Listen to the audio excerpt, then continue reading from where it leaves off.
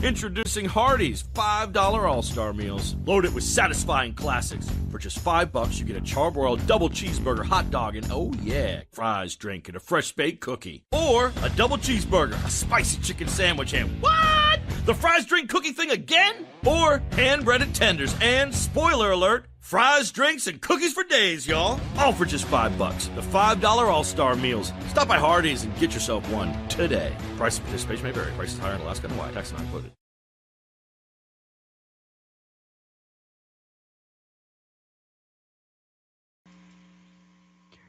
All right, everybody. Welcome back to Top Secret News Radio Show. And this is Renee Chavez. No, I'm not Christina. Matter of fact, she's been changing her voice. Matter of fact, she's been having technical difficulties, and so now she sounds more like Joe. No. Hi, everyone. I love y'all out there. Oh gosh, she's not all like that, is she? Not. I hope not. We do apologize Not that after we fire. had a late. After starting out off a little late, but. Trying to get Christina on, and she was having some difficulties trying to connect, and so she calls in, and then she tries to reach us through Skype. Skype wasn't working, then she tried. I don't know. It's a long story, but we got a great show lined up for you. We got our great guest Gary Parker, and is going to hang out with us and talk about an alien message and so much more all right here. And there's a lot of messages that are going on out there right now.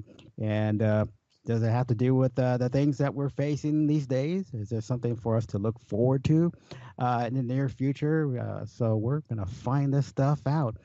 And I want to thank you for coming on board with us, Gary. And it's nice pleasure having you. Well, thanks a lot, Renee. Same here, man. Thanks for having me as a guest. Yeah, so as we're, waiting for Christina to come on, we'll just go ahead and just talk to us about yourself and about your research. Well, do you want?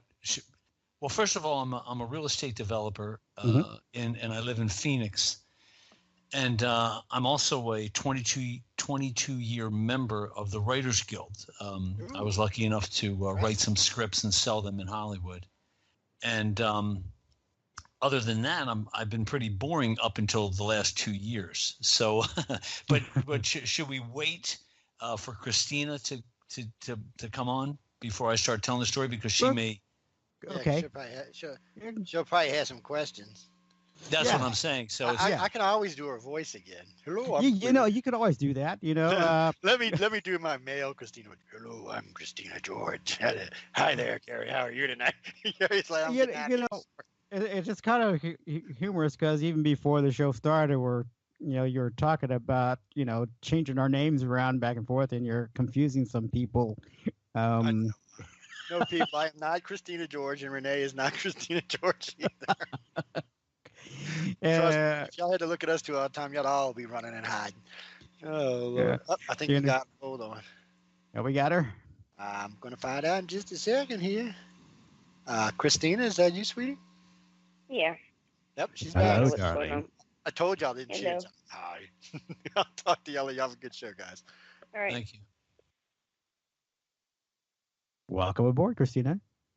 Thanks. I'd use my phone. I still can't get Skype to show me in. I'm logged in, but it's not, for whatever reason, not working. But the show must go on, so you are here live with us, and we're glad to have you, Christina. So it's always a pleasure having our hosting the show. Nothing like having to do it from a hospital bed, but hey, whatever works, right? Hey, the show must go on, so either, if you couldn't get on, I know Joe and I would just carry it on through, but you're here. Well, that's good. All right, so have you already introduced our guest? Yes, I did. All right. Well, how are you doing tonight, Gary? I'm great. Thanks a lot, Christina, and thank you for having me on the show. And I'm sorry that you're in a you're in a hospital bed, huh? Yeah, I was admitted last night. I found out that I have an infection in my bloodstream that I've had for about 3 months.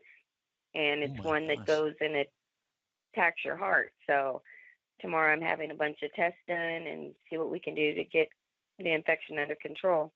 Oh my Always gosh. interesting with me. Well, I'm sorry that happened to you. I'll keep my fingers crossed for you.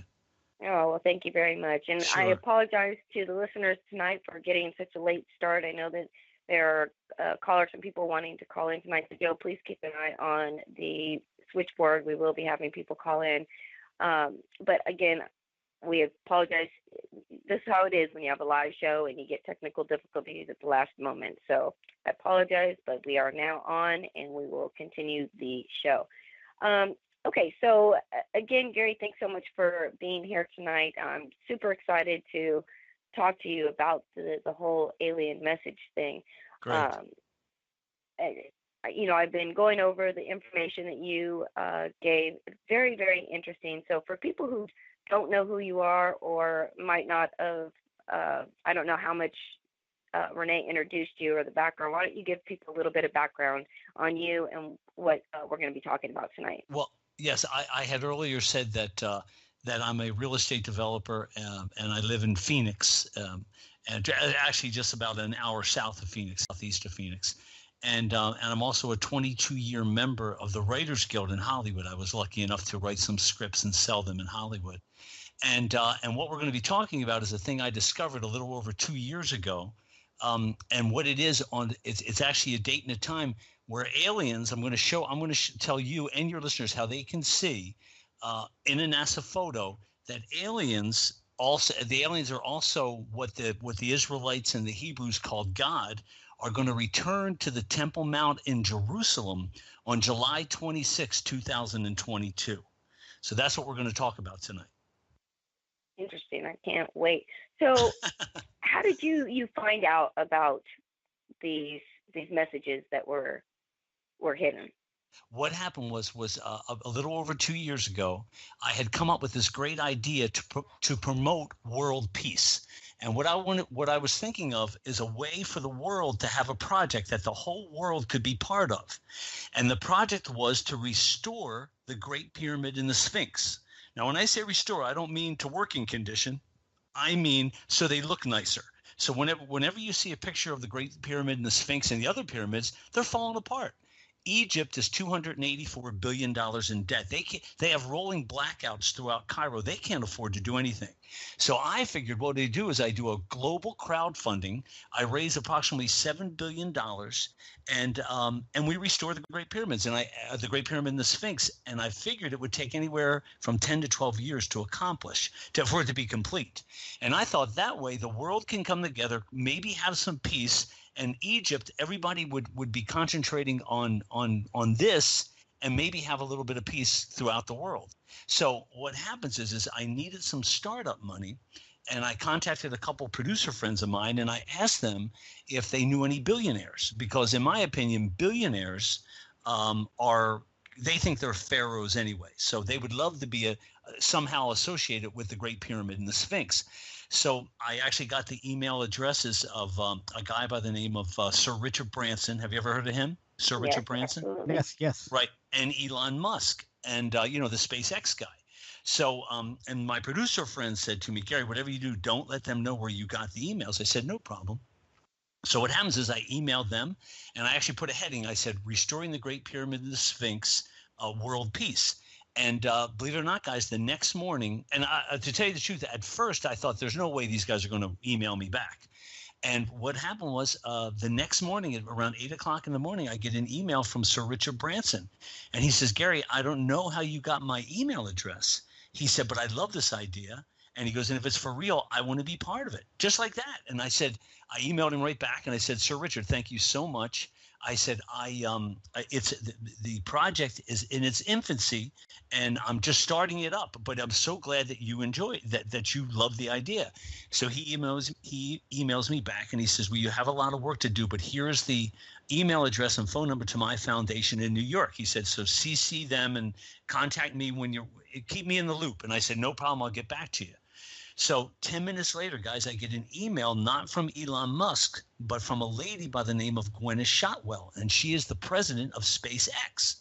And she emailed me, and she said, Gary, Elon and I love this idea. He wants to know how you got his email address, and he said they said, but we love it, and if it's for real, we want to be part of this. So guys, I was like walking on cloud nine. It was one day. I came up with the idea one day, and 2 days later, I'm getting these emails from billionaires saying we want to be part of it. But as you know, it's going to take a lot of research and everything, and it was going to take months and months and months, because in Los Angeles, I built a couple homes and a couple condo complexes and stuff like that. But to tackle something like that, and that takes a couple years just to get your permits, maybe even more than that. And right. So I figured this was going to take at least, because I had to go through the Egyptian government. So all of a sudden I said, well, you know what I should do? I should go to the NASA website and I should download one of their photos and see where you can put men in trucks. I was actually putting the cart way before the horse, but I was so excited that these billionaires were into it that I said, I got to look at the Great Pyramid and the Sphinx. So I actually, now here's a question, Christina. Did you or Renee have the pictures downloaded where your listeners can pull them up, or no?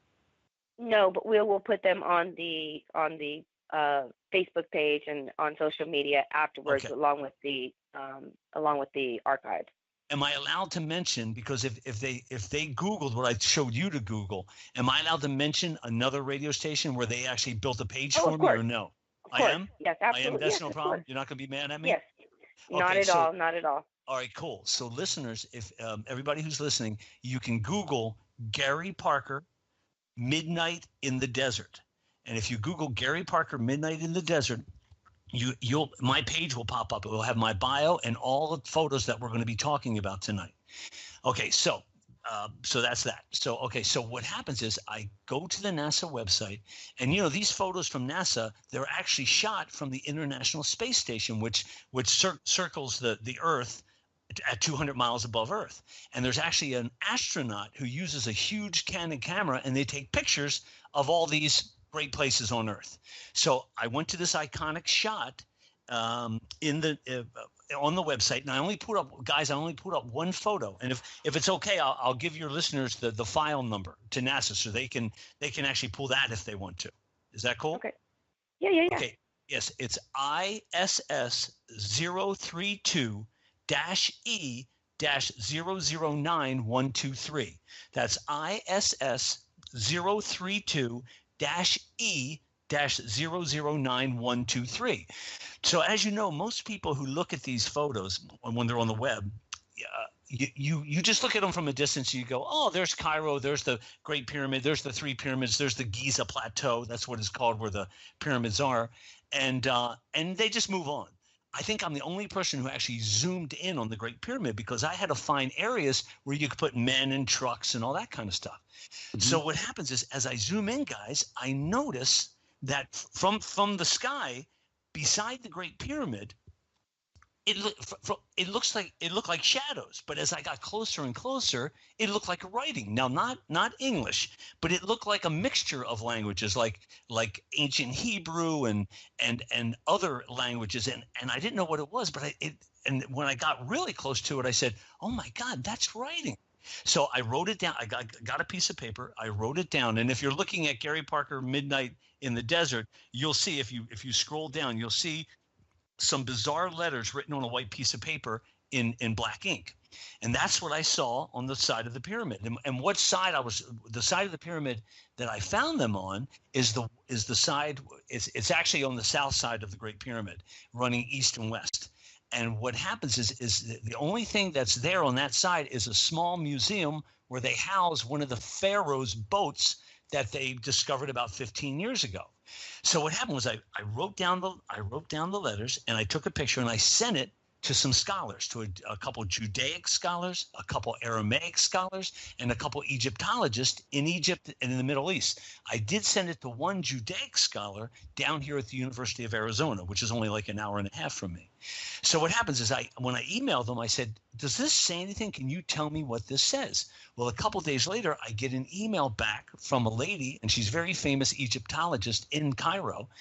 Her name is Dr. Salima Ikram, and she's been on Ancient Aliens and all that kind of stuff. Mm-hmm. And she's actually the head Egyptologist at the American University at Cairo. And she emailed me back, and she says, "Gary, I don't know what this says, but where did you find it? Because as you know, guys, I wasn't going to send them the photo because as soon as they hear Great Pyramid, they're going to think, oh, Gary's another nut. Here we go. Which actually I am nuts, but I did find this stuff. So anyway, I'm trying to be funny. Did it work? Yeah. All right. So anyway, so what happens is I send the she said to me, she goes, Gary, where did you find this? I emailed her right back. I said, it's beside the Great Pyramid, and the writing is huge. It's almost as big as the pyramid. And she said, send me the photo. And she said, circle it for me. So I did. I circled it in red and I sent it to her. She emails me right back and she says, this is impossible. She goes, what I'm looking at is letters. It says something, but I don't know what it says. And she says, Gary, there's nothing on that side of the pyramid that would make their shadows be there. She said, this is impossible, but I'm going to find out. She goes, give me a few months. I'm going to find out what this says, and I'm going to get back to you. And I said, Dr. Ikram, thank you so much. That's so sweet. Then I got some emails back the same day from some people in the Middle East, the Aramaic scholars and a couple Judaic scholars. And they said, some said, I think I know what this means, at least part of it. And it had something to do with I and an am, and God or creator.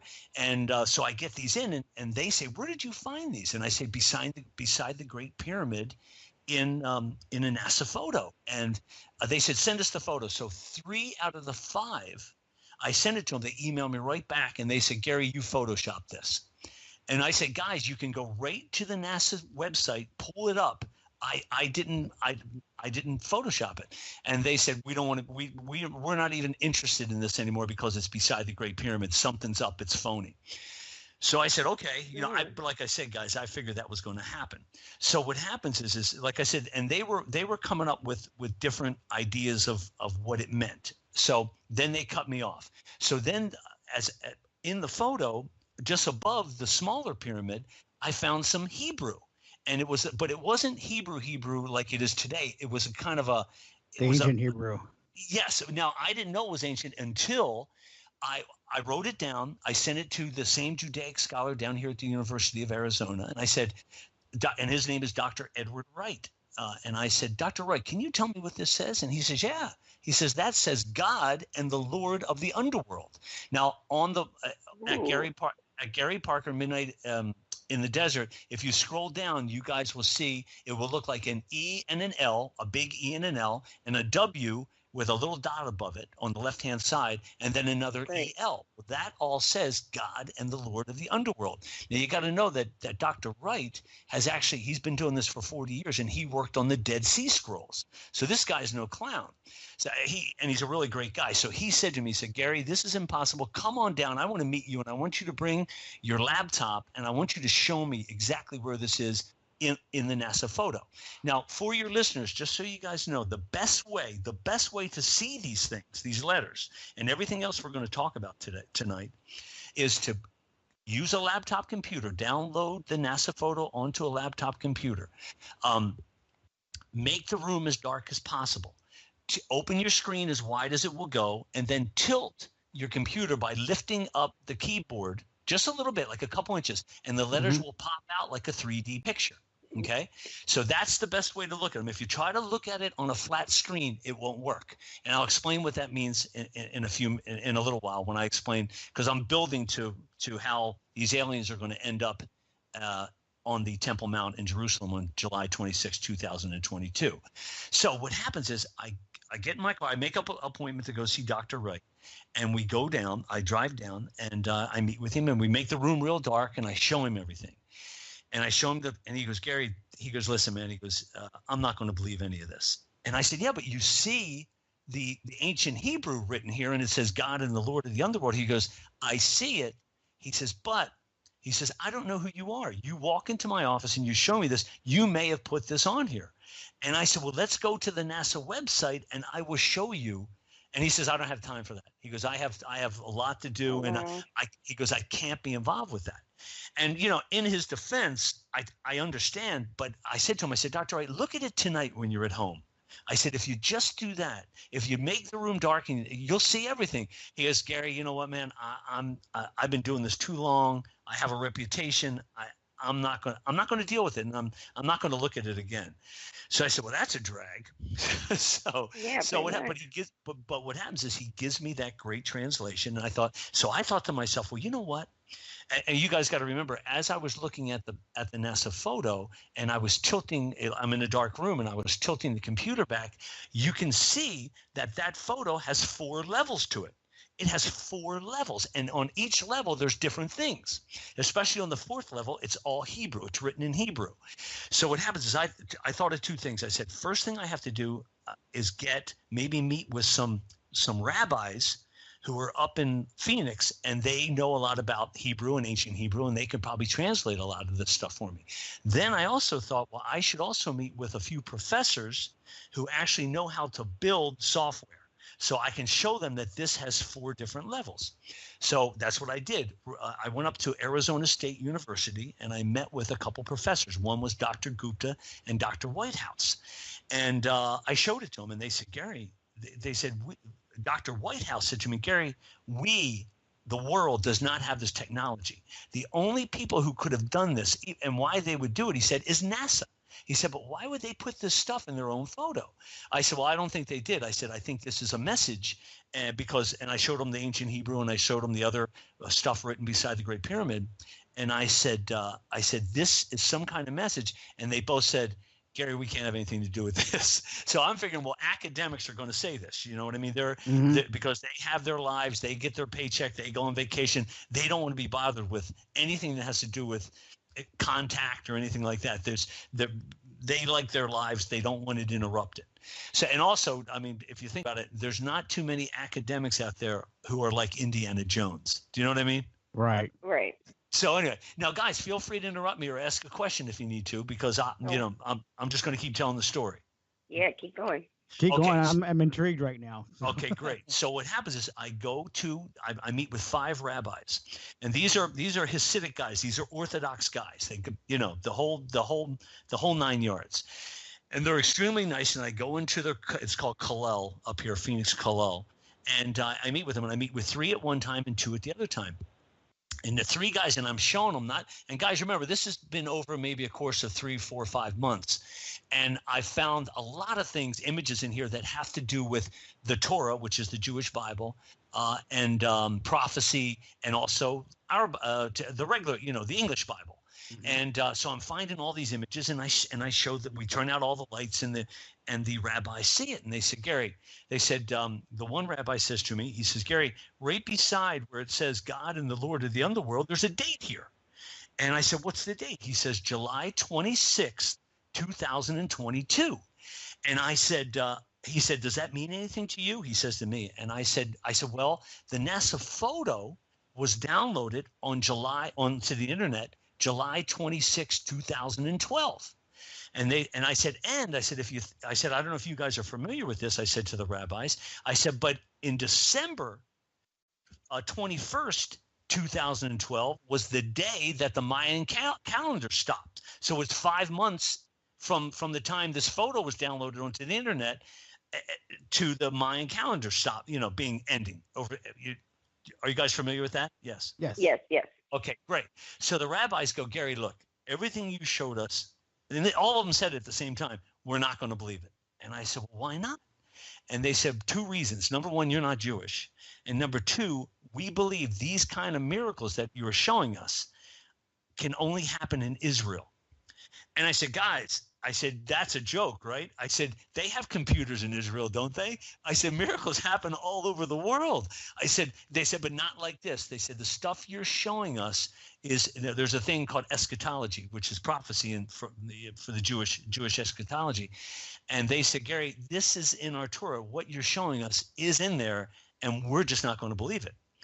And I said, so you're not going to help me at all? And they said, no. I said, okay, well, then I come home and I say, you know what? I have to send this to NASA. It's time for me to try to hopefully I'll be able to contact NASA and they'll get back to me.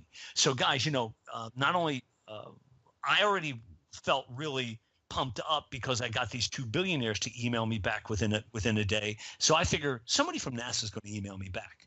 So I Google in Northern California, there's a place that NASA has. It's called the Ames Research Center.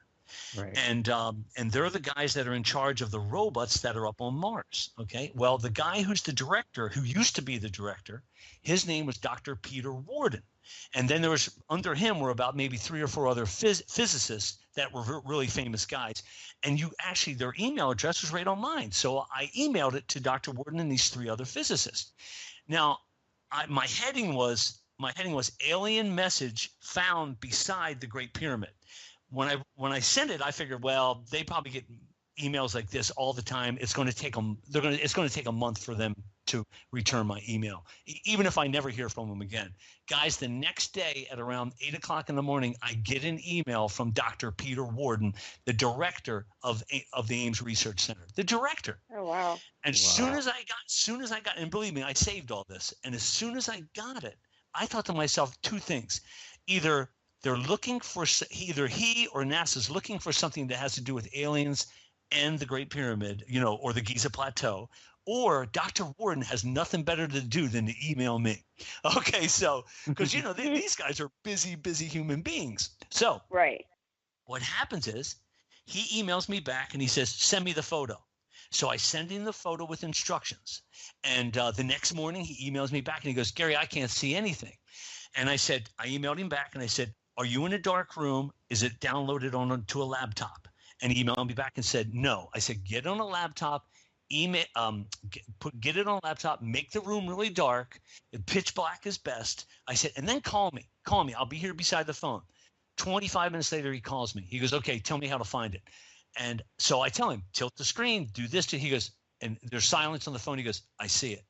And then I said, okay, I want you to see another thing. I said, go a little further north above the 3rd pyramid. Now over to the right a little bit. Now zoom in real close. Now tilt your screen. He goes, there was silence. He goes, I see it. I go, Dr. Warden, I want you to see one more thing. I said, and I showed him. I said, it's above, blah, blah, blah. And he goes, Gary, I see it. I see it all. I see it. He said, listen, Gary, can you give me a couple weeks? I want to talk to my superiors about this. I said, absolutely. I said, Dr. Warden, I'm telling you, this is a message. I know it means something. I said, but I don't know everything yet, but I'm learning as I go along. He says, I'll get back to you in a couple weeks. Guys, 3 weeks later, I see on the internet that Dr. Peter Warden retires from NASA. He gets together with Stephen Hawking, the great physicist, the great physicist, and a Russian billionaire, and they opened a company to find ETs. Wow. I know, it's insane. Yeah. But I saved all his emails and everything. So anyway, so then I was really depressed. I said, oh my God, this is so depressing because this guy, I was really hoping he was my ace in the hole, and he contacted me, and I thought NASA's, but then I'm actually an extremely positive guy, and I try not to let things get me down.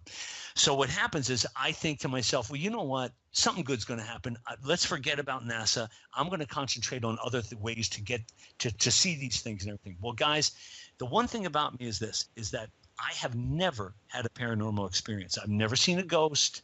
I've never seen a UFO. I've never heard voices, nothing like that. My whole life. And also, I haven't been in a church or a mosque or a temple in over 40 years. So that night when I found out that Dr. Wharton had retired, and he also cut off all contact with me. He wouldn't let I couldn't email him or anything like that, and his phone was shut off. So anyway. So what happened was I'm in bed that night, and I have this dream. And I've had dreams before, but very rarely. I usually sleep straight through, like 7-8 hours. I just sleep like a rock my whole life. So what happens is I'm in bed that night, and I hear a voice, and it's a man's voice, and it says, Gary, go to the river and say these words in Hebrew.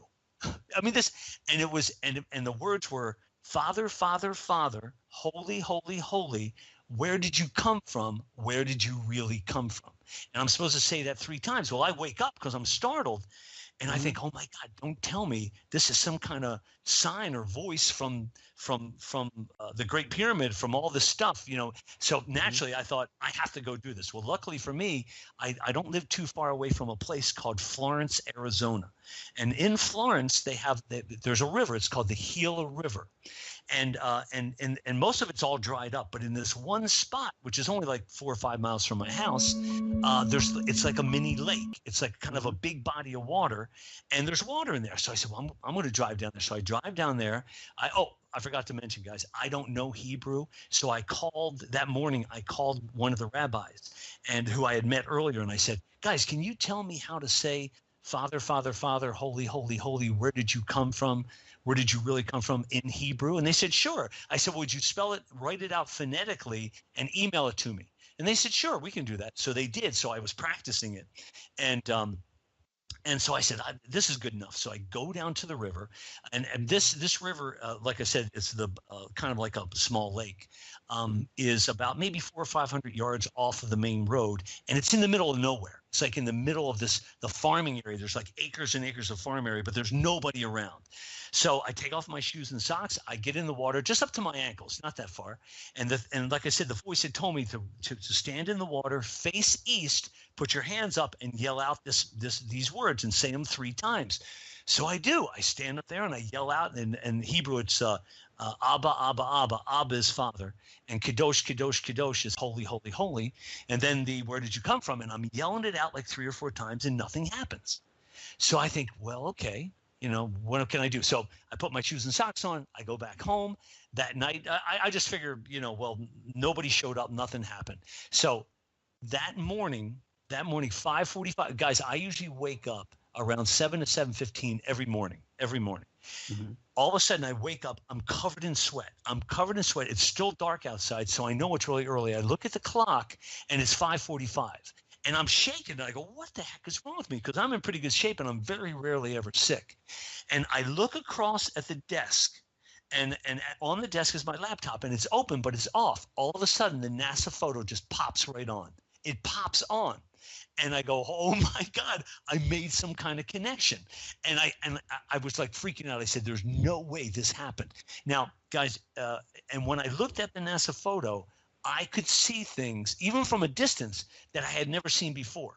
And one of the things that I saw that like I said, if your listeners are looking at Gary Parker, Midnight in the Desert, if they scroll down, they will see the NASA photo that I have the right side of the NASA photo is outlined in red.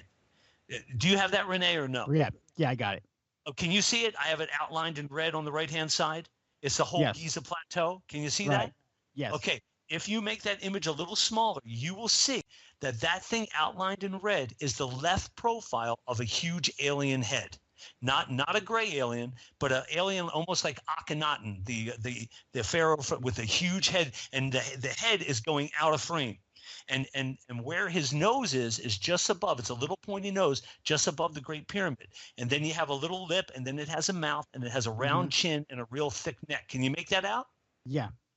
You can. I got it. Yes, I can. That's it. Yeah. So that's what I saw from a distance. I said, oh my God, that's an alien's left profile. And if your listeners, if you're thinking of what kind of alien this is, think of there's a famous bust of a woman. Her name was Nefertiti, and it would be kind of her profile with a thicker neck, and because she had that elongated head, and she was actually the wife of Akhenaten, and they had those elongated heads. Well, that's what I saw in the photo, and I go, oh my God, I made some kind of connection. So naturally, I ran right back down to the river at around 6 or 7 in the morning. I put my hands up. I say the same thing, and I yell out, just like I'm talking to you guys. I said, is this for real? Is this for real? Because if it is, I want to know everything. I have to see everything. I said, so lay it on me, because I'll be your messenger boy. If I can help in any way, let me help out. Well, guys, here's the one thing that I have to tell you. The people have said to me, well, Gary, why did you make that connection? Why do you think the voices and you got to see all this stuff on the NASA photo? Well, guys, before I was born, 10 minutes before I was born, and my mother, who's 85 now, she actually has told me this story ever since I was 4 years old, and I can remember it, on my birthday every year. And she said, do not forget this, Gary. It's important. When 10 minutes before I was born. And back in the 60s, you know, they gave you drugs and they would knock you out. Well, my mom had passed out, but she saw herself in a dark room, and she was sitting on the floor. And from a almost like a tunnel, she heard a man's voice, and he said this 3 times. And remember, the thing that the voice told her, she's been telling me every birthday since I was 4 years old, and I could remember it. The voice said to her, "Where did you come from? Where did you really come from?"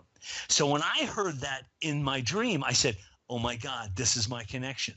So that is because people say, well, why you? What makes you so special? Well, I'm not special, but for some reason, my mom had that before 10 minutes before I was born, and so did I. So when I went down to the river, I made some kind of connection. Wow. So basically, your mom was basically like the messenger to implant that part into you, to when it come to that specific time in your life, to view this, for you to actually see, these images and the writing, and to start putting things together. And I don't think it's by any mistake or coincidence that these people started responding right away, because it's catching the attention at the proper time. Renee, it's so funny you say that it caught people's attention. You're right, because a day after I came up with the idea to restore the Great Pyramid and the Sphinx, Elon Musk and Gwyneth Shotwell and Sir Richard Branson, boom. It was, and I thought, oh my God, this has really come together. So you're right. It was like a positive, resonating, vibe is being sent out into the universe. And I think you're right. It was a timing thing where a certain time of my life, and after my mother telling me that for so many years, and every year I'd say, Mom, I remember, where did I come from? Where did you really come from? She goes, Gary, it's important. I know it's important. I said, okay, but I didn't know it was going to be this important. So because none of us think like that. I mean, who thinks that something like that's going to happen? If you do, I think you're nuts and you're seeing things. But most normal people don't think that kind of stuff's going to happen, and they're right, it doesn't. But anyway, so guys, so what happens? All of a sudden that happened, and if you have any more questions, please pop in. Just stop me. No worries. Keep on rolling. Yeah. Okay. So what happens is after that happens, I come back home and I can see more and more stuff in the NASA photo. And if your listeners take their time and they zoom in and zoom out. Oh, if I can also mention this, if your listeners have any questions for me, or want to, I've actually had some people that I've done other radio shows, they've driven out. I've had 10 people from Texas and 12 people from New Mexico came out and met me in Florence. There's actually a free room at the fire department. And I actually sat with them and showed them everything in the NASA photo. And then we went down to the river because they wanted to experience that too. So what happens is if I can do this, if any of your listeners want to contact me, I'd like to give them an email where they can email me. And if they need more photos or a little more instructions on how to find it, find the stuff in the NASA photo, because it's not easy. It takes a little bit of work and a little bit of time. Can I give them that email address right now, guys? Absolutely. Okay, great.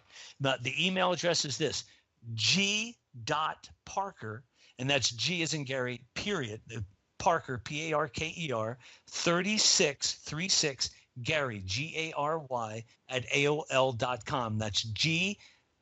Parker, 36 Gary, that's with one R, at AOL.com. So if anybody wants to, because I'll send you some emails if you're having problems finding things, or if you decide you want to come to Florence and check it out and meet me, that's no problem either. Because guys, even though I'm telling you all this stuff, and actually there's people who are skeptical just hearing it. And yes, you should be skeptical, but if you take 45 minutes or an hour out of your life, download the photo, you're going to see things and you're going to say, oh my God, Gary was telling the truth. So please guys, because I've had people email me and say, well, Gary, you're out of your mind. You're totally nuts. And I say, but did you really look at it? Have you? And then I give them a little bit of instructions. They email me back the next day and go, you're right, I see it. So there you go. So anyway, Go ahead. Any questions? Yeah, even when, he spoke to rabbis and whatnot to look at it, and, it got to a certain point where they had to step back from it and not go any further with that. Right.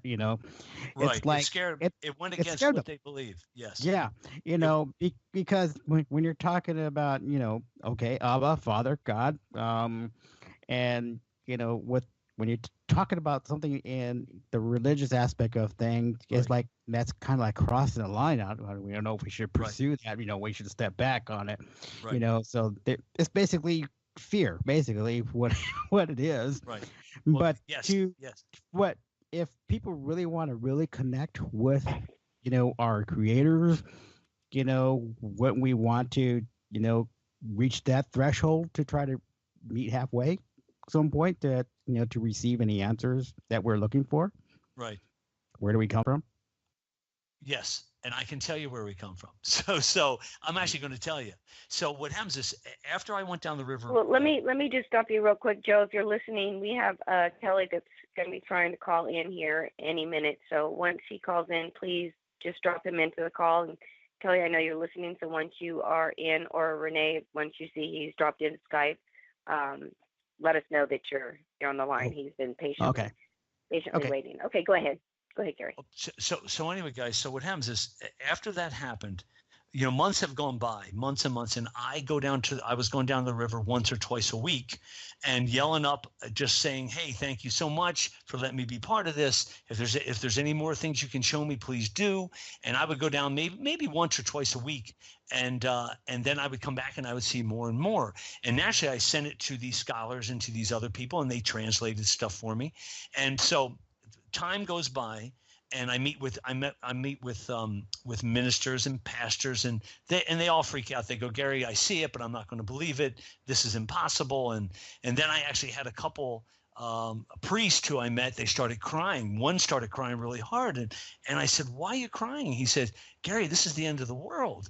And I said, no. I said, it's the end of the world as we know it, but it's not the end of the world. And he said, but Gary, my whole life has been based on things that you're showing me are totally different. And I said, no. I said, don't think like that. I said, anyway, guys. So what happens is a year goes by. And now it's July 26, 2016. And I hadn't heard a voice or anything for 6 or 7, 8 months, that, maybe almost a year.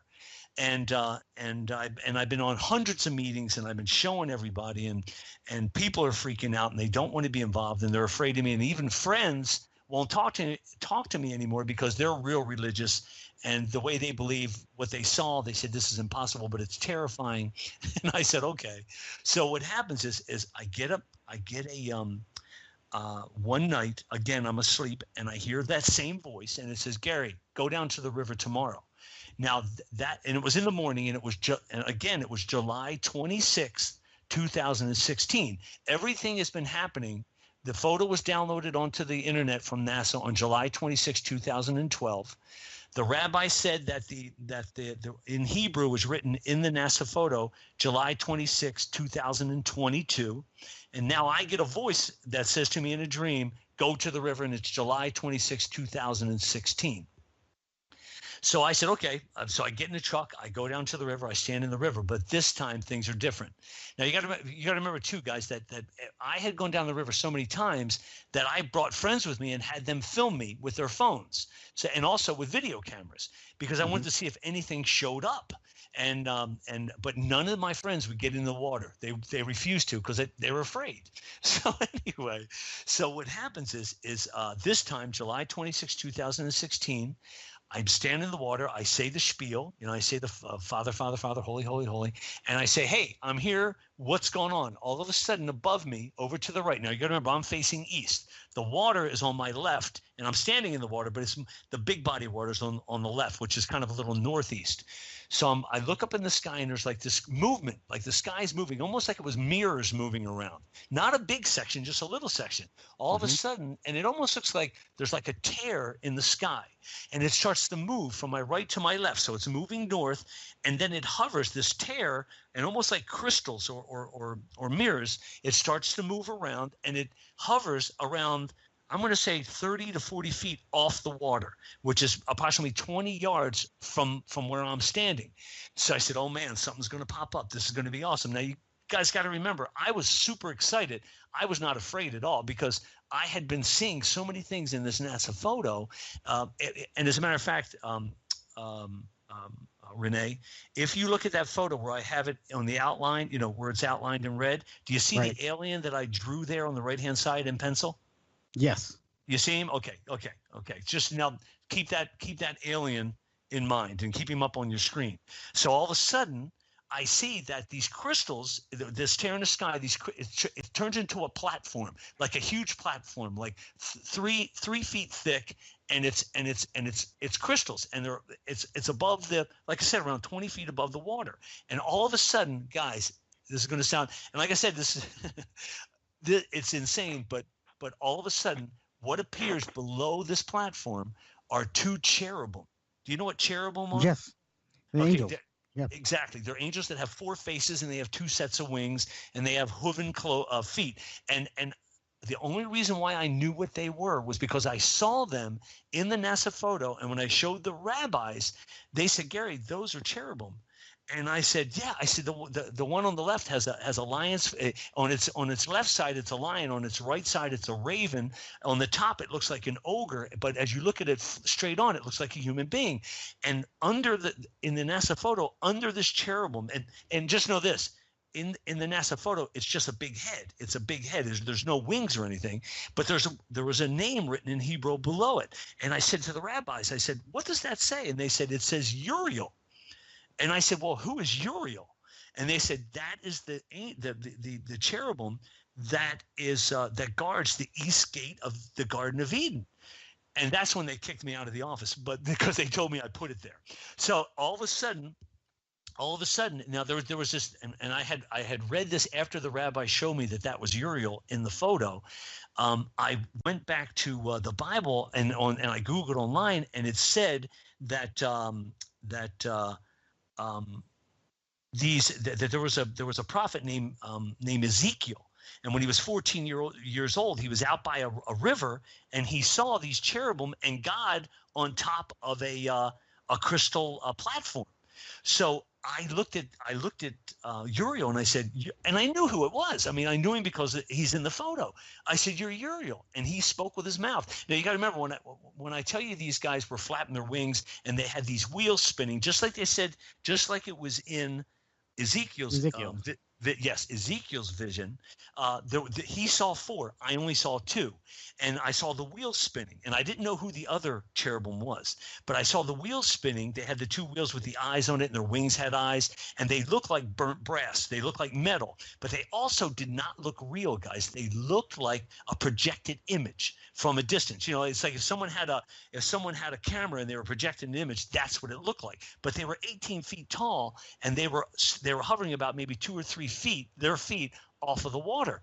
And when I look at Uriel, I say, "You're Uriel." And he goes, "I am." He goes, "Hi, Gary," blah, blah, blah. And I go, "This is amazing." And guys, I wasn't afraid. I knew something special was bound to happen eventually. And I just couldn't wait for the next thing to pop up. And know this too, that I didn't feel the need to bow down or anything either. Like it said, Ezekiel, he fell on his knees, and because these are aliens.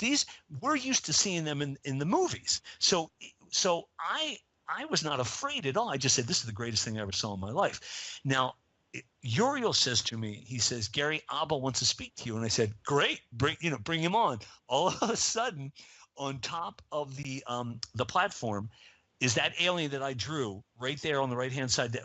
If you go to Gary Parker, Midnight in the Desert, I drew his picture. That was him. He shows up. He's huge, like 30 feet tall. But like I said, guys, I don't think in reality he's 30 feet tall. Maybe he is, but he looked like a projected image. Now, his head is huge, and his shoulders are huge. His hands are huge, and he was wearing like a red robe that had Hebrew writing all over it, and it kept changing. He was wearing a breastplate. The breastplate with different like gemstones in it that were all different colors. There was like 12 of them, different on the breastplate. He had a huge like stomach, and his body, which was kind of like bright white. I couldn't see his feet, but they melted into the platform. So, and he looks at me now. His face, yes, he had that alien face, but his face was made up of between 50 and 60 kind of like biblical looking characters, like how you think Jesus looks like, and how you think like Mary would look, and those people were all talking at the same time. So I could hear them talking, and when I looked at Abba, and I said to him, I said, "What should I call you?" And when I say Abba, I looked at this huge alien, and he looked like he was on fire. But like I said, guys, he didn't look like flesh and blood. He looked like a projection. And he didn't speak with his mouth. He spoke telepathically to me, and he said, "Call me Abba." Well, that's what I've been calling him anyway. I said, "That's fantastic." And I said, "What does all this mean?"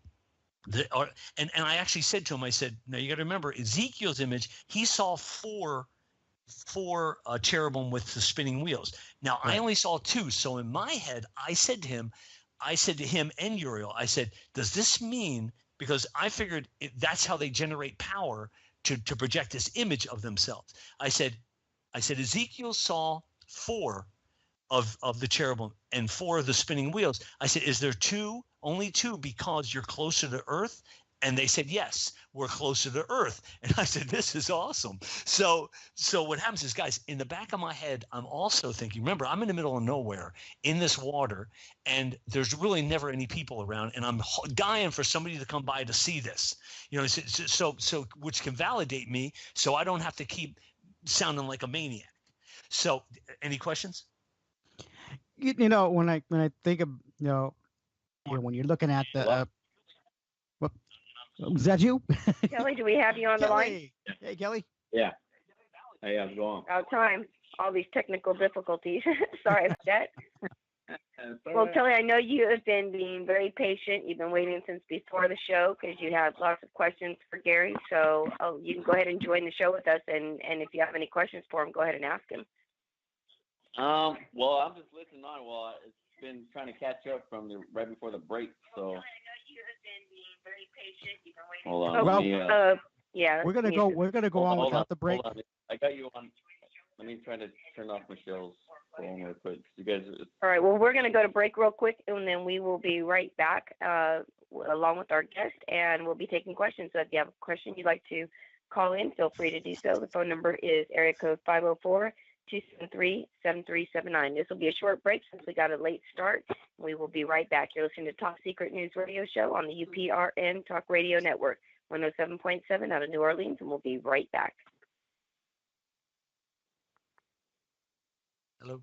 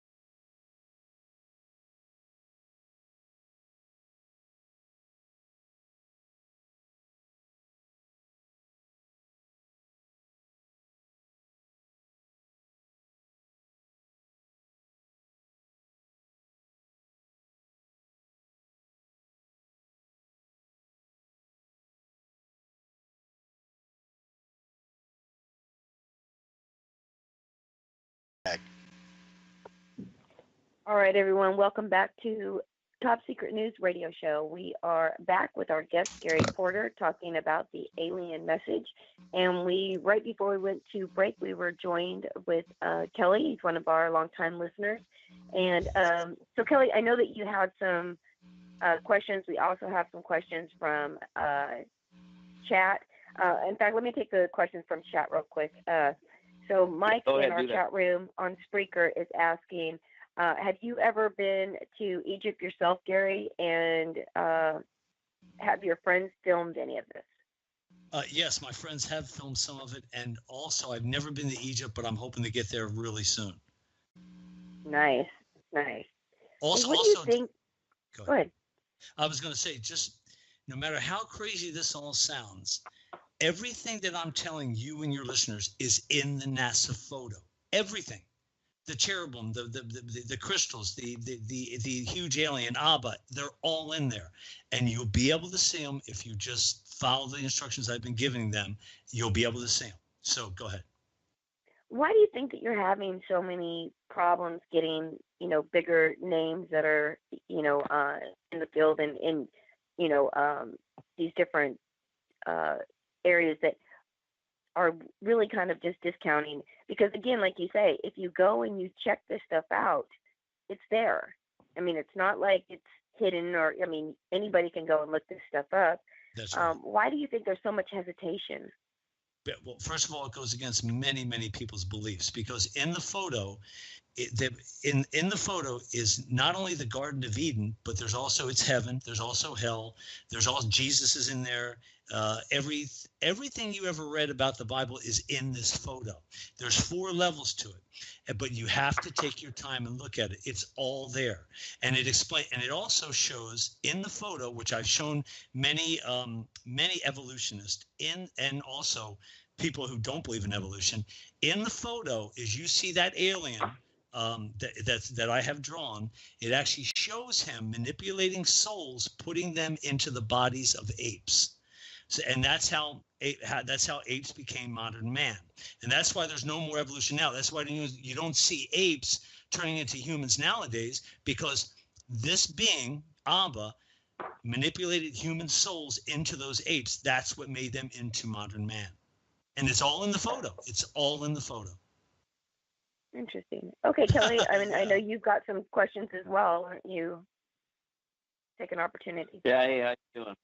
Good. You guys hear me? Yes. Yeah, we got you. Hello? Okay, hey, that kind of interesting, that story you just told just right now was always, have you ever read The Lost Book of Enki from Zachariah Sitchin? No, but I know who Sitchins is, and I know who Von Daniken is, because I love the show Ancient Aliens. I love that stuff. But yes, but I've never read it. No. What you just spoke of right now is almost. There's a lot of stories that I can actually go back to this book. It's called The Lost Book of Enki.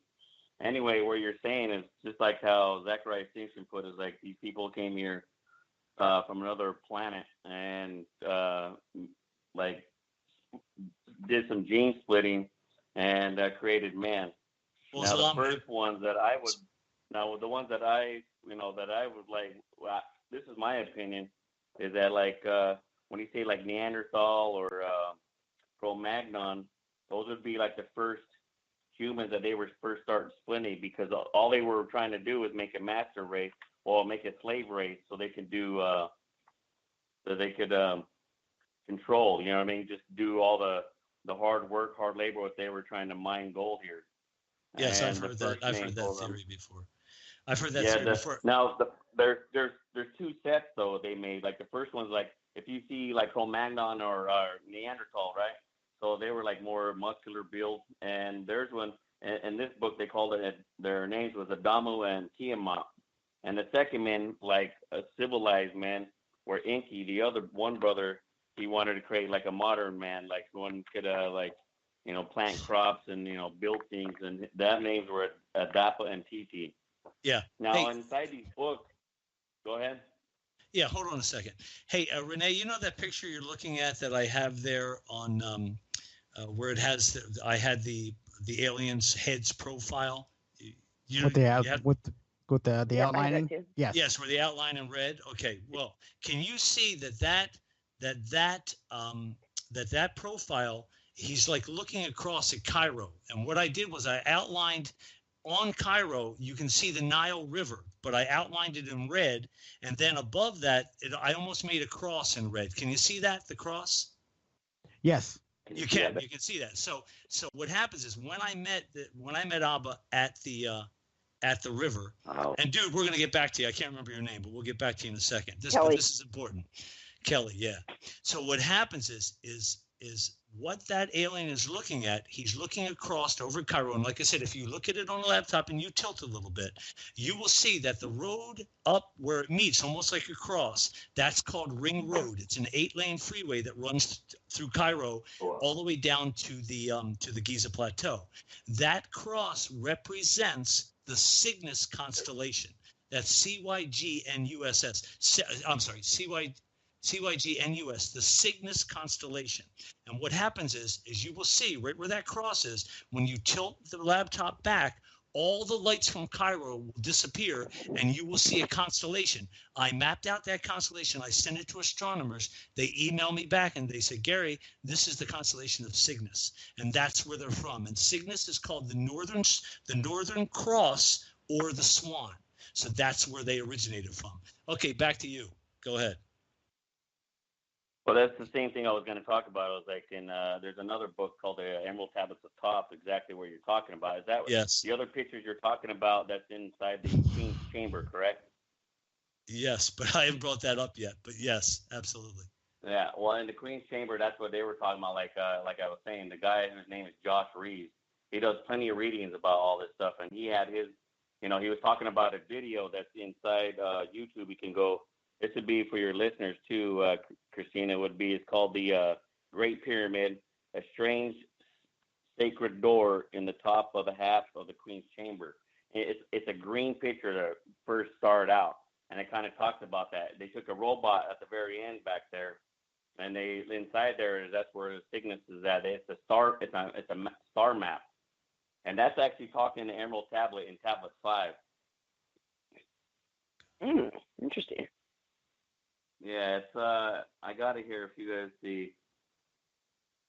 He actually talked about he's hiding a spaceship underneath the Sphinx. Hey, quick question, bro. Quick question. Do you have a question for me at all? Because all this stuff you're talking about, it's kind of true, but everything I'm telling you is going to outdate all that. All that's going to be wiped away. It's not that it's nonsense. Some of it could be right, but most of these guys who work on the Great Pyramid stuff, they didn't meet the guy who I met out at the river, the guy who actually built the thing. So everything you're talking about is going to be thrown in the garbage. And everything I'm telling you on July 26th, because Alba said to me, Gary, we're returning on July 26, 2022 on the Temple Mount. Now, are you guys familiar with the Temple Mount? Do you know what that is? Yes. Yeah. Where the temple is. But most where the temple was. In the ancient writings, most landing parts that are going to be is Baalbek, Lebanon. That's where most of it's called the landing spot over there. Dude. Hey, guys, here's the deal. Let me just lay it out before he starts asking questions and bringing up this stuff. I'm sure you're a nice guy, but let me just get this out. Guys, here's the deal. What's going to happen on July 26, 2022? There's a place in Jerusalem. It's called the Temple Mount. And the Temple Mount, the first temple was built by a guy named Solomon. His dad was David, who actually he beat Goliath. Okay.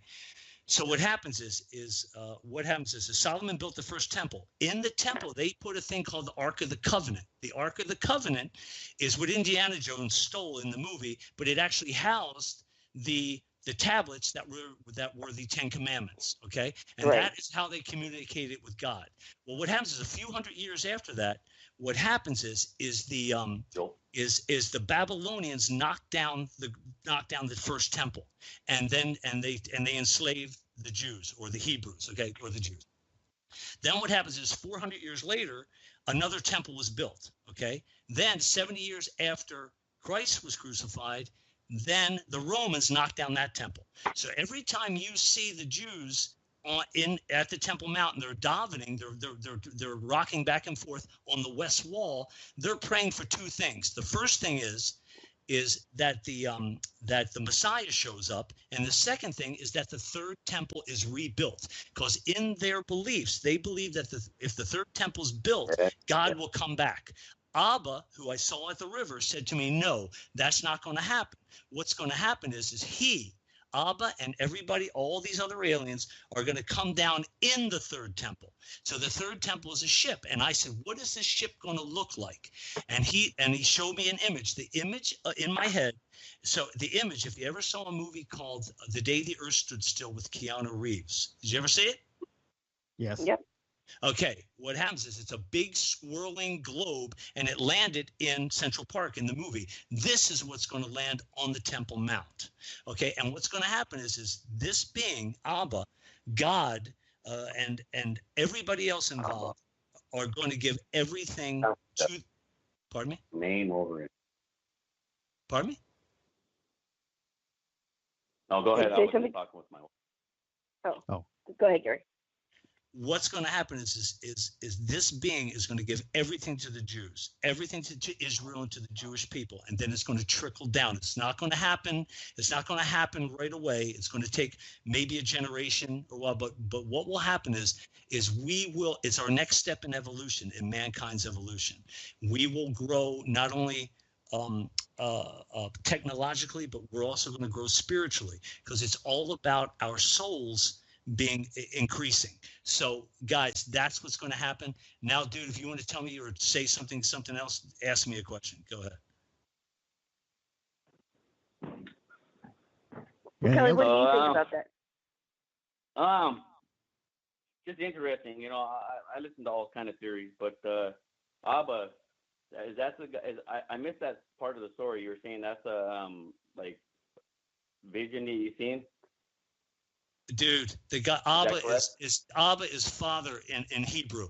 Hey guys, you know what? I mean, I'm sure he's a sweet guy, but I have a lot of things to tell you. So you know.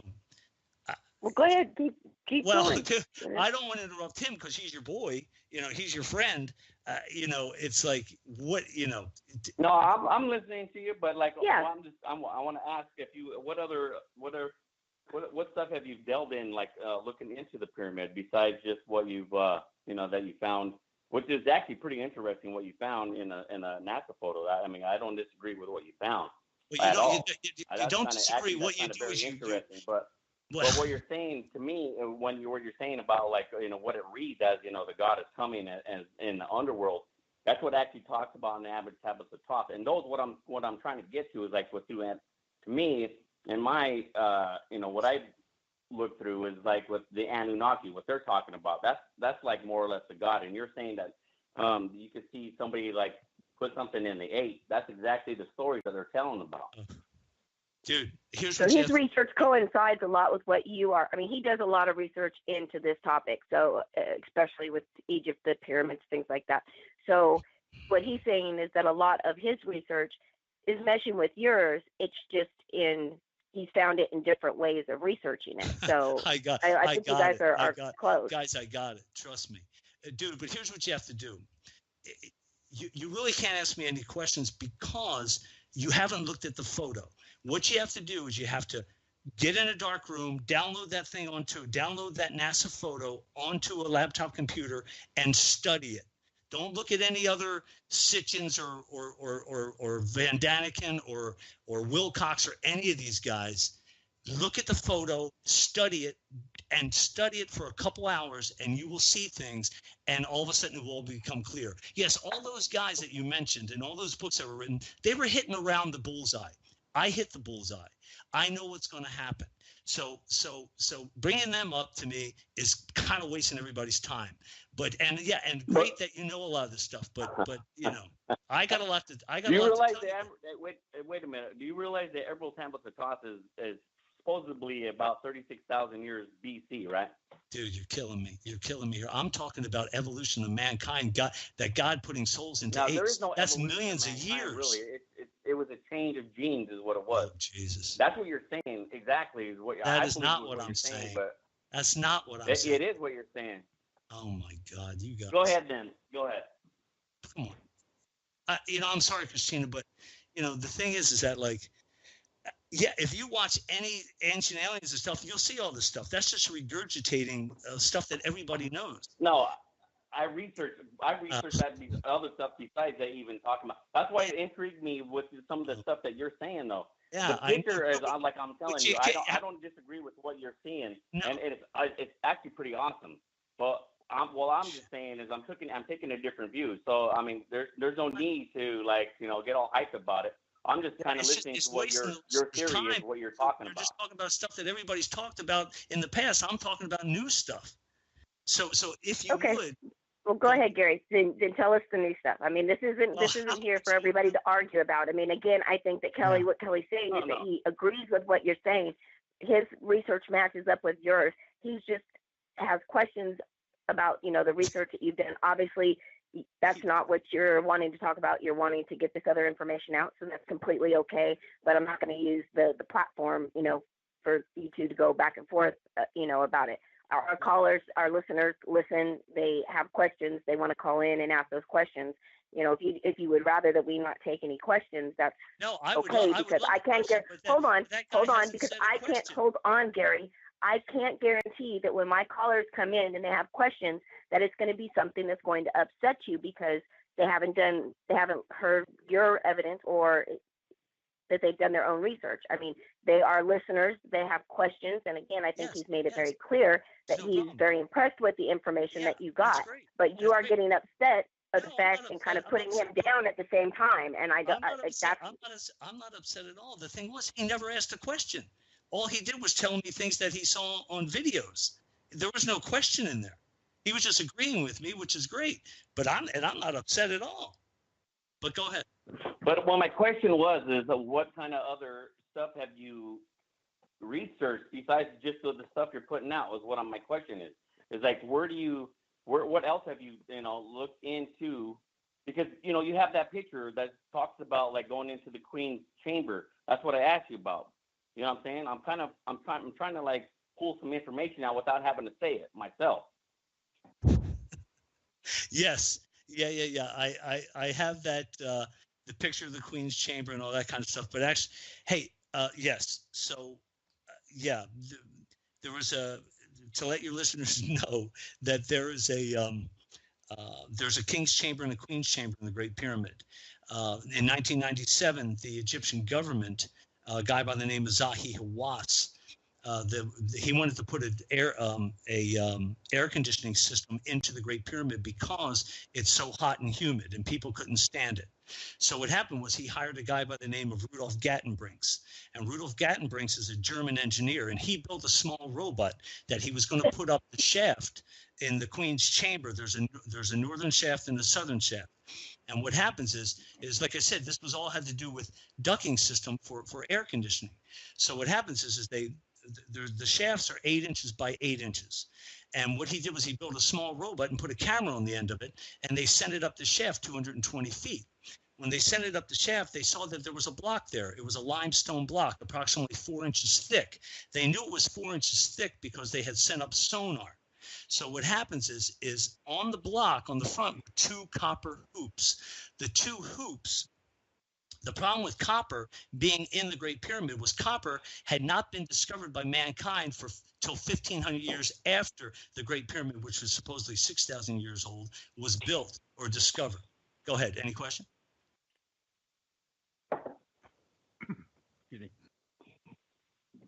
Well, I still don't think that you answered his original question. No, but you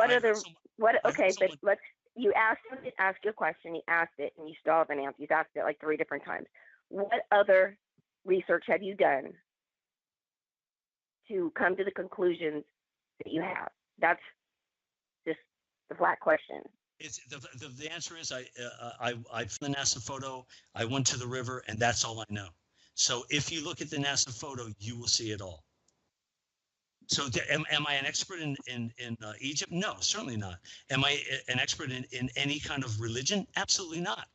I was met by an alien a year after I discovered the NASA photo, and they showed me everything. So yes, that's other than that, I'm not a scholar. I don't know anything about this stuff. What type of alien did he say he was? Well, he didn't say. but he's actually from Cygnus. He's from Cygnus? Cygnus, the constellation. And actually, the planet that they're from is called Sadr, S-A-D-R. Okay. Interesting. Thank you. Sure, man. Thanks, Kelly. I appreciate that.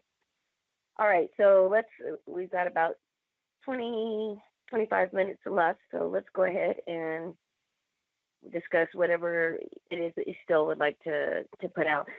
I mean, I find this all very interesting as well. You know, I agree with Kelly. Kelly does a lot of research and reading and stuff. This is like why he was so interested in this topic, is because this is right down his alley of where he does all his research. So it wasn't him trying to be disrespectful to you or bring up other things. He was literally just trying to get some questions, and you know, obviously you just answered that question, so I think it's pretty clear. So go ahead and give us I apologize if I came off like I was mad or anything, because I really wasn't.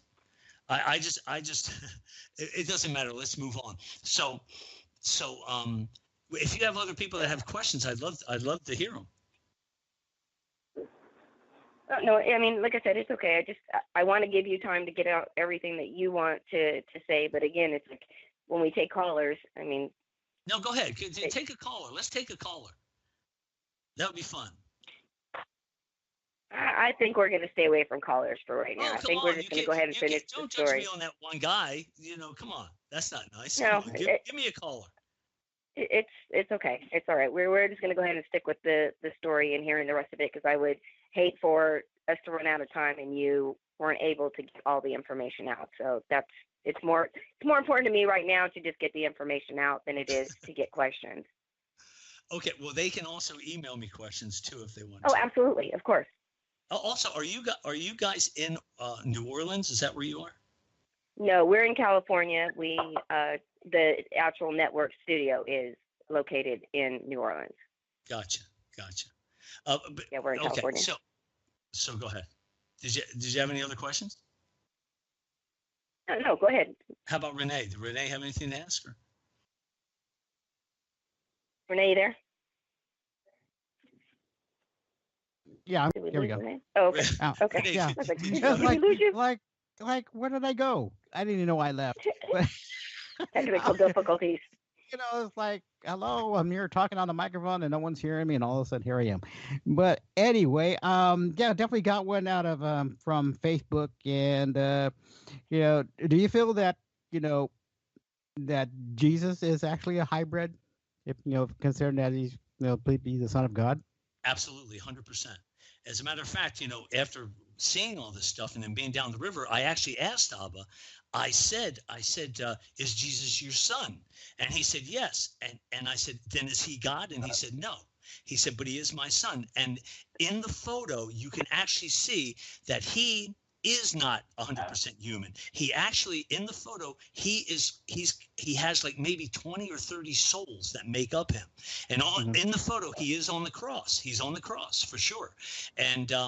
And so, yes, to answer that question, yes, he was definitely a hybrid.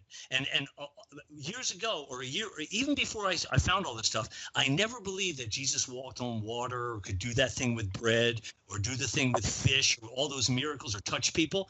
Now I totally know he could. He definitely did that. He walked on water. He could do anything because the guy was not human. He really wasn't. He was part human, but he was more alien. So anyway, did that answer the question, I hope? Yes. Excellent. Yes. Excellent. No, go ahead. Did you have any questions yourself, Renee? Because I'm actually trying to get back into the other chat room. Okay. Yeah, I was looking at even the writings that you had in there on God and the Lord of the God underworld. and the Lord of the underworld. Yes. Right. And I was looking at how that writing is on there, and I've been seeing a lot more of that same kind of writing from various people who've had alien encounters and basically visitations and whatnot. So do you think this is all part of the same kind of connection that they're trying to draw people in so that we could pay more attention that they are making contact? Absolutely. That's exactly right. That's exactly right. I think they are bringing people in, and they want to make contact. But Renee and Christina, how about this? Yes, they want to make contact, but they don't want people to panic. They don't want people to freak out. So what better way than for an alien or a god to contact us than through a NASA photo? Because everybody knows you can't really hack into NASA, and why would NASA put this stuff on their own photo and the whole world can see it? So it's genius that they did it that way, Yeah, and that's, when you think about having a mass communication kind of thing, or right. Everybody talks about the having a ship landing on the White House lawn, but right. we already know it's going to be kind of like the Independence Day thing, or we're gonna shoot first and ask questions later. Anything with the mass panic. So because that's how everybody is. Everybody's really so freaking paranoid. Yes. About everything, and anything that's not us and something that's totally different, we have the tendency to overreact to certain situations. Absolutely. So, we see what's going on around the world today with each other. Right. You're absolutely right, dude. So when you're thinking about all these people who are actually being contacted, and the message is of peace, talking about, we need to, stop fighting amongst ourselves, stop, trying to save our planet as well, right. and all life forms, because all life is important. Right. Which explains why God has a high interest in us and the planet. Right. Stop doing this. We want you to be fruitful, become many, be fruitful. Right. That's what they're multiply. But yes. Renee, the one thing is this. Did I interrupt you? I'm sorry. No, go ahead. Renee, when I met Abba out at the river, he actually showed me. First of all, when I first came up with the idea for world peace to restore the Great Pyramid and the Sphinx, that was world peace. I really was thinking about the whole world. Mm-hmm. He showed me that not only our world, but there are thousands of great pyramids on thousands of planets throughout thousands of galaxies. So these beings, they manage thousands and thousands of planets, and they go to each one every 2,000 to 3,000 years. And what they do is, and each planet, some are more evolved than us, some are less evolved, some are in prehistoric times. So their DNA, which they put on meteors, was sent out into space, and which actually got all this going. So, and it's actually in the NASA photo. All this is in the NASA photo. So let me just say this too, because I said to him, does this mean that I have to become Jewish? Because you're giving everything to Israel and they're the chosen people? And he said, no. He said, the main message of this whole thing is the golden rule. Treat people the way you want to be treated. Be nice to people. You don't have to, and you don't have to be in a certain cult or religious, either a Catholic or a Jew or a Muslim. You don't know. You have to be. It's the golden rule. That's the whole vibe from this thing. So, did I answer your question? Yeah, that's a very good point too. When you think about, we all grew up hearing about the golden rule, but do we really practice this golden rule? That's it. And I don't. I got to admit, I've been a schmuck a lot of times in my life. And now that I met these beings, that's Jewish. Yeah, that's funny. So that's funny. But you feel it because we all do bad things. We're not angels. We're not perfect. And here's another thing too. Here's a spoiler alert. They're not perfect either. Even though they created us. And I actually said to him, listen, I've had conversations with scholars and with biblical scholars and Judaic scholars, and they said, Gary, we think God is a spiritual being, that he doesn't have a physical form. And I said, granted. I said, maybe he is a spiritual being. I said, but the being who I met and the being who I saw has a head, he has arms, he has legs, and he told me he created us. We came from them. So the thing was I said to Abba, I said, who created you? That would be anybody's first question. And he said, we don't know. He didn't say I don't know. He said we don't know. So when in the Bible where it says we are a man is made in our image, well, it was all those beings that work with him. That's in plural. Yeah. There you go. Thank you. That's in plural. So yes. So the important thing is he doesn't know who created him, and that made so much sense to me, because who really knows, no matter how evolved you are, how all this got going? It's like, who could know that? Right. You know? Right. So when these scholars say to me, Gary, we believe God is a spiritual being, I said, yes, absolutely. I said, but the person who created us has to have a head, an arm, and legs, and a chest, and I'm right. So and I'm right. Well, so, you gotta think too that if we allow ourselves to be, we're all spiritual beings, all of us. yes. But we spend most of our time looking at what's on the outside, and we also use that as creating a division rather to reach each other spiritually, and becoming connected as one. That's and believe me, I know that more than anybody, because I've made a lot of mistakes, and dude. I mean, I'm really happy that I'm part of this and I'm the messenger guy. But man, when it comes down to some of the bad things I did, I never murdered or did anything like that. But still, I wasn't a good person a lot of times in my life. And I think back and I say, man, why? Hopefully I'll become better from this experience. And like I said, it's all about the golden rule and treating people kindly. And again, Christine, I like to apologize, because if I mistreated, I can't remember his name, but that guy who was talking, I totally apologize. Kelly. Yeah, Kelly. Tell Kelly I totally apologize. And if he ever meets me, he can slap me. So. Oh, he's not that type of guy, so he wouldn't. I mean, that's Right. the thing. I just didn't appreciate how you came off to him with all he was trying to do is ask a question. I mean, that's my thing as a host. Period. I mean, you're saying one thing, but your actions were showing something completely different. I apologize. I'm the evil guy. I apologize. No, it's not about you being an evil guy, but I mean, I go through this all the time with controversial or guests that are on one side or not, because everybody has their own opinions, and yes, even if it doesn't absolutely. agree with what you're saying, as adults, we should just agree to disagree, not try to put somebody else down or cut them off or make it seem as if right. what you're saying is more important than what he's saying, when the only research you have is the pictures, as you said, was the pictures and what you were told by Abba. Right, exactly. Absolutely. But again, he's been doing years of research. He's in the military. He's very into this. He's been a long-time listener. He has a lot of input that is very, very important. So sometimes I think that, even though we may be right, sometimes we have to listen to what other people have to say, even if we don't agree with it. If we don't agree, we disagree to disagree. Lesson learned. Yeah. You're right. Yeah, and that's what it's all about too, and it is all about learning. Because we pick up information from various sources, whether it's from shows like Ancient Aliens or from other research and archaeologists and religious leaders, and even from extraterrestrials. We're all learning this whole thing and how we can all gain this understanding. How we got here, what is our future goal, and how can we do this together as one, or are we expected to go together as one?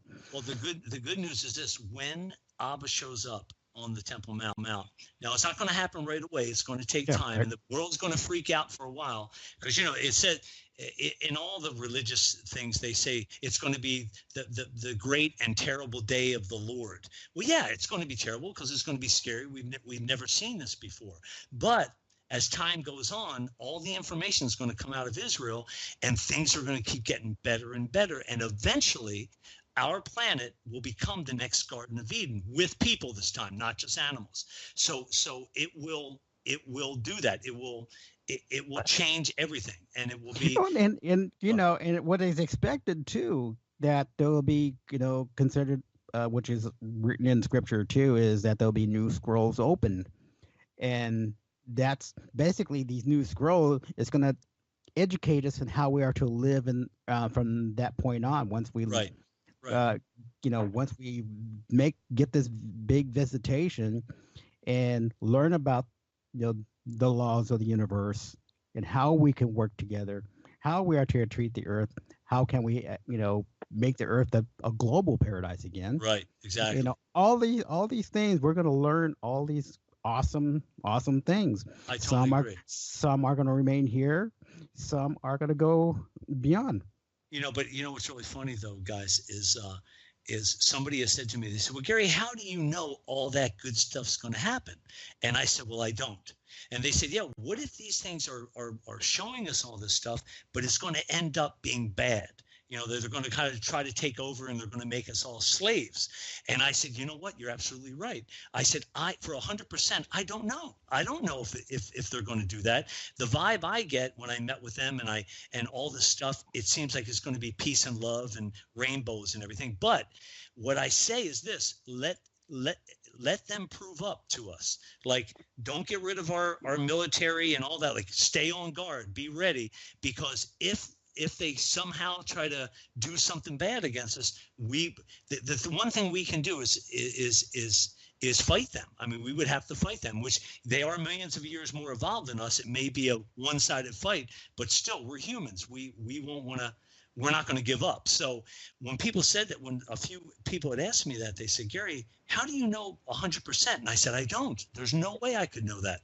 But the message I'm getting, and I would love if you guys are ever in Arizona, come down to the river with me. So you come down, you stand there, you'll say the thing, and then maybe they'll contact you guys. Or maybe I've only been to this river. Maybe you could go to a river by your house or wherever there's one.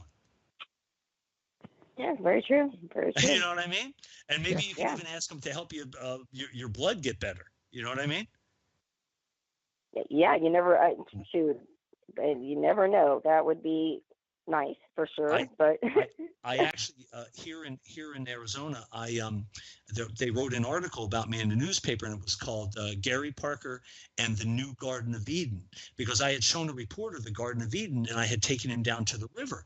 So when they wrote this article, there was an elected official here at one of the small towns, and he said to me, he called me and he said, Gary, can you meet with me? And I said, sure.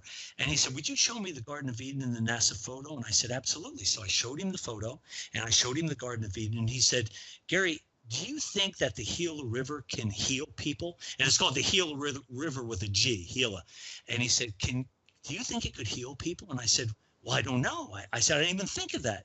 And I said, why? He said, well, my son, who's 34 years old, is dying of cancer, and he only has 3 weeks to live. And I said, well, do you want to take him down? I'll go down and we'll say the things and we'll put him in the river and see what happens. And he said, let me talk to my wife. And he called me the next day and they said, well, we're not going to take him out of the hospital because of insurance problems and all that. And I said, well, guys, I'd love to give that a try. I'm no healer. I'm no Jesus guy, but I would love if someone was sick or they had no other option other than death, and they could make it out here to Arizona. I'd love to take them down to the river and give it a shot. Well, I might have to try it out. Yeah. People that I know that are out there in Arizona, so maybe we'll have to check it out while I'm out there for sure. I would love that, because all I say is the only thing you ever know is you never know. Who knows? It might work. We go out there, they stand in the water, they say the words, and maybe great things will happen. So yeah. So there you go. Well, we definitely have to see if maybe in the summertime we're going to be doing some road trips. So maybe that'll be one of the places that we stop. I used to, one of my really good friends, Cynthia Crawford, who is the alien sculptor. She passed away recently, but she lived right at the base of the Superstitious Mountains. Oh, nice. That's not too far from me. I'm not that far. Yeah. Yeah, and she actually had wanted me to come out and go to her place and kind of do the same thing, because she was a sculptor of these all these different alien busts. I think I've seen her. I think I've seen her art. Yes. Yes, and so it was to help people connect with their star families, and so awesome. Very, very popular. She just recently died. Renee, like maybe a month ago or so. A little bit more than that. Yeah. Yeah. So I was planning on going out there to see her, but obviously never made it. So maybe this will be a good place. I can come out there and then maybe go still give my condolences to her family and go to the Superstitious Mountains as a little tribute to her and see how it goes. Well, I am just looking at the time, and we are out of time. We have Frank Zero with The Farm coming up right after our show. So I want to thank you very much for coming on. Sorry it was a little controversial. I've been getting some messages from some of the listeners, and they're saying that they would love for me to have you back in a few months to see if you have any other information or anything like that. So I would love to, and I have a lot more information. I would love to, but thank you so much, Christina and Renee. This was awesome. Oh, you're very welcome. You're very, very welcome. All right, everybody. I hope you enjoyed the show. Make sure to check my show out, Paranormal Connections, this Monday, as well as our show next Thursday. We've got a great lineup. You can go to the Facebook pages. We'll be putting up our lineup for the month. And boy, oh boy, we've got some great people coming. In fact, we're going to have Steve Merritt and Barry Fitzgerald back. I've had them on my show. Ooh. And we'll be having them back here, I think, next week, to be honest. So we'll check that out.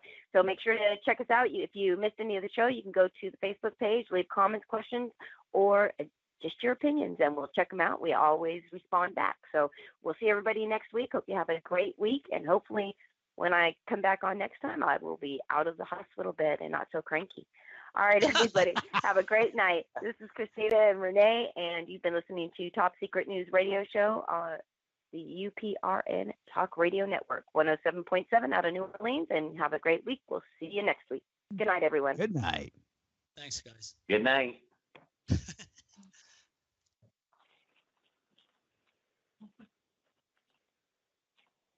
Hello?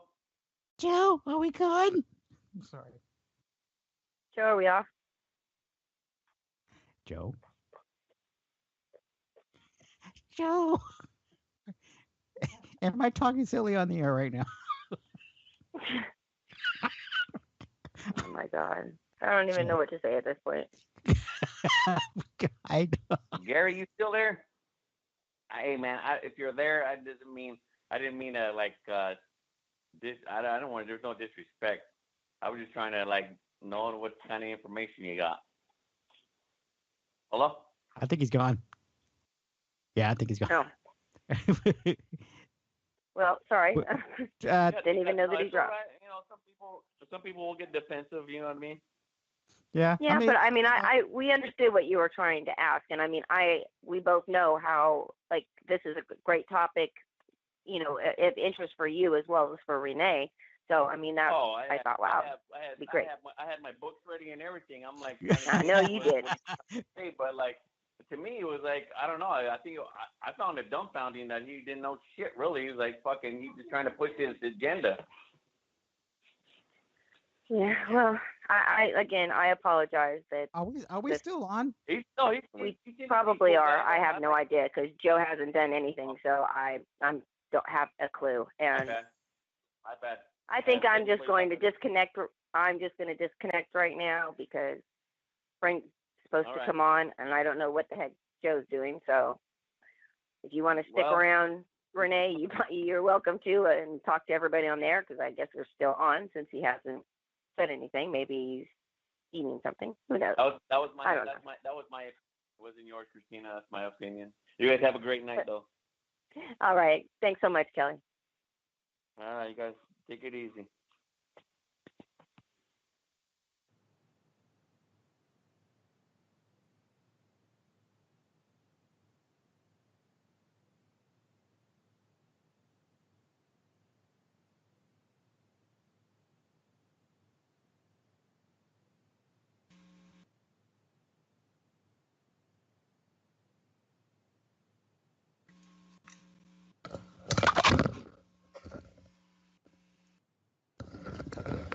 Ow. Look, at Hardee's, we think that if you're hungry and you have $5, you deserve a satisfying meal. Like one of our new $5 All-Star meals, loaded with American classics like a charbroiled double cheeseburger, hot dog, fries, drink, even a warm cookie. But hey, if that's not your thing, you can always break out your degree in menu engineering, piece something together from the other guy's value menu. Or just swing by Hardee's and get yourself a real meal. The $5 All-Star meals. There's no better way to spend $5. Price of participation may vary. Prices higher in Alaska and Hawaii. Tax not included.